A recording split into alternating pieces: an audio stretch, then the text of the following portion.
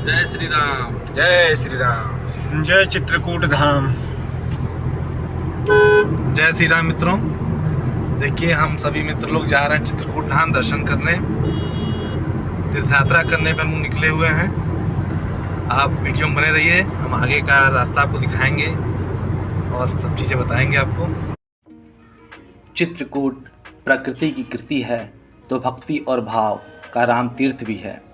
चित्रकूट संतों का सानिध्य है तो चित्त को अपने में रमाकर बैरागी बनाने वाला वैराग्य सांदीपनी भी है। चित्रकूट कामदगिरी का शिखर और सुंदर पर्वतमालाओं की मनोरम श्रृंखला है तो गंगा की प्रतिष्ठा से सुशोभित मंदाकिनी भी है। चित्रकूट आर्थिक विपन्नता है तो सांस्कृतिक और धार्मिक संपन्नता का अनूठा और अतीत और वर्तमान भी है। चित्रकूट श्रम है, आश्रम है, चित्रकूट मस्ती है, मलंग है, साधना है, आराधना है, घाटों का ठाठ है, जितना सूक्ष्म है उतना विराट है। चित्रकूट अकेला है, चित्रकूट मेला है।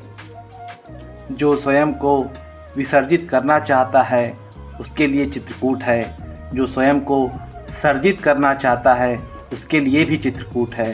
चित्रकूट चिंता हरण भी है और विपदा हरण भी है। इसलिए रहीम दास जी लिखते हैं, चित्रकूट में रमी रहे रहीमन अवध नरेश, जा पर विपदा पड़त है सो आवत ही देश। तो चलिए चित्रकूट का दर्शन करते हैं, चित्रकूट को जानते और समझते हैं। राम दुआरे तुम रखवारे, होत न आज्ञा बिनु पैसारे। तो चलिए प्रभु हनुमान से अनुमति लेकर प्रभु राम की नगरी में प्रवेश करते हैं और इस चित्रकूट की यात्रा का शुभारंभ करते हैं। राम घाट चित्रकूट का प्रवेश द्वार है। यह ऐसा घाट है जहाँ 14 वर्ष के वनवास काल में प्रभु श्री राम 11 वर्ष 7 माह तक यहाँ नित्य स्नान किया करते थे। माँ मंदाकिनी के इस तट पर बैठकर आप महाकवि तुलसीदास को प्रभु श्री राम के दर्शन करते हुए महसूस कर सकते हैं। दोनों तटों पर स्थित प्राचीन मंदिरों के दर्शन किए जा सकते हैं।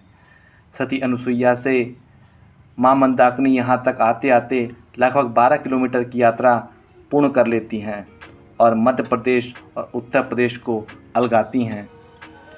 चित्रकूट जहाँ वनवास के दौरान भगवान श्री राम माता सीता लक्ष्मण सहित 11 साल 7 महीने रहे। महर्षि वाल्मीकि के सुझाव पर उन्होंने चित्रकूट गिरी को वनवास काल बिताने के लिए चुना। जब राम यहाँ से जाने लगे तो उन्होंने चित्रकूट गिरी को कामदगिरी नाम दिया। साथ में यह वरदान भी कि यह मनुष्य मात्र की मनोकामनाओं को पूर्ण करेगा। कामदगिरी की परिक्रमा करने वाला धर्म, अर्थ, काम, मोक्ष प्राप्त करेगा। तब से आज तक कामदगिरी की परिक्रमा हो रही है और कोटि कोटि जन इस परिक्रमा से अपनी इच्छाएं पूरी कर रहे हैं।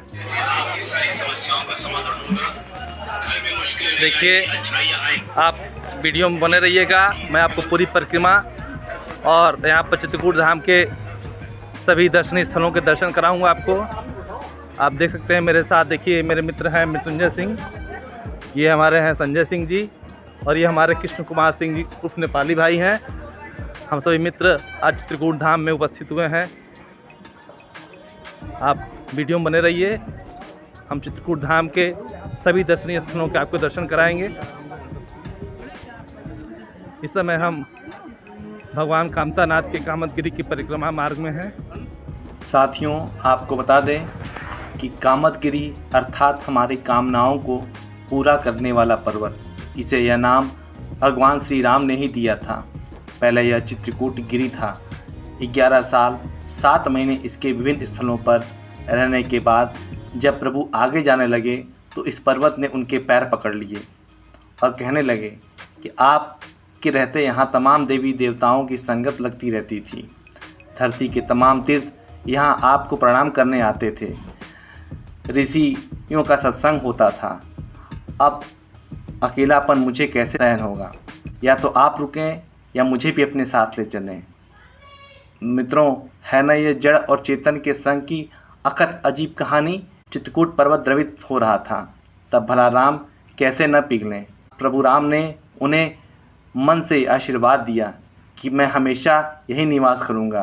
तुम्हारी परिक्रमा मेरी ही प्रदक्षिणा कहलाएगी। कामनाओं को पूर्ण करने के कारण अब तुम कामदगिरी कहलाओगे। समय का रथ बिना रुके दौड़ता रहा और राम का वचन निभाने के लिए कामदगिरी हर एक मनोकामना आज भी पूर्ण कर रहा है। अपनी पीठ पर हमारी इच्छाएं लादे हुए और कामतानाथ स्वामी की कृपा बरसा रहा है। रात हो या दिन परिक्रमा के पैर नहीं थकते और यह पहाड़ एक पैर पर खड़े होकर हमारी मनोतियों पर फूल बरसाता रहता है। यह पर्वत साक्षात शिवलिंग और शालिग्राम स्वरूप ही माना जाता है। कामतानाथ अपनी बड़ी बड़ी आँखों से हमारा पाप पुण्य निहारते रहते हैं। इस 5 किलोमीटर की परिक्रमा पूर्ण करने के पश्चात आपका रोम रोम राममय हो जाएगा। परिक्रमा पूर्ण करने के बाद हम लोग निकल पड़े हैं सती अनुसुईया के आश्रम के लिए, जो रामघाट से लगभग 12 किलोमीटर दूर है। सती अनुसुईया वह स्थान है जहाँ से माँ मंदाकिनी का उद्गम होता है, जहाँ ऋषि अत्रि और माँ सती अनुसुईया की तपस्थली है। माँ सती अनुसुईया जिनकी गोदी में स्वयं भगवान ब्रह्मा, विष्णु और महेश खेले हैं। पौराणिक मान्यता है कि विंध्य पर्वत की इस मंदराचल चोटी पर दोनों साधना रत थे। अत्रि को प्यास लगी तो अनुसुईया जल लेने के लिए गईं, लेकिन पर्वत पूरी तरह से सूखा था।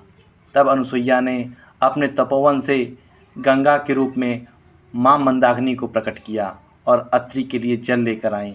इस तरह से यह तपोबल से उपजी भागीरथी हैं। आज भी आश्रम की ओर से ही मंदाकिनी की धाराएं निकलती हैं। तो मित्रों, इस समय हम लोग माँ सती अनुसुईया के आश्रम के लिए प्रस्थान किए हैं। ये आश्रम के लिए जाने वाला मार्ग है। आप दोनों तरफ से देख सकते हैं कि किस तरह यहाँ पर दुकानें लगी हुई हैं। आश्रम जाने वालों की भीड़ देखते ही बनती है। माँ मंदाकिनी के किनारे अत्रि और सती अनुसुईया का यह परम आश्रम है। माँ मंदाकिनी के इस दूसरे छोर पर जो यह वन क्षेत्र दिखलाई पड़ रहा है, इस वन क्षेत्र में कई ऐसे सैकड़ों और हजारों के तादाद में साधु, संत, तपस्वी और ऋषि मुनि हैं जो संसार से दूर रहकर प्रभु राम की साधना में रत हैं। मित्रों, कभी सौभाग्य रहा तो आपको इस वन क्षेत्र में ले जाकर भी उन सभी ऋषि संतों के दर्शन करवाने का प्रयास करूंगा।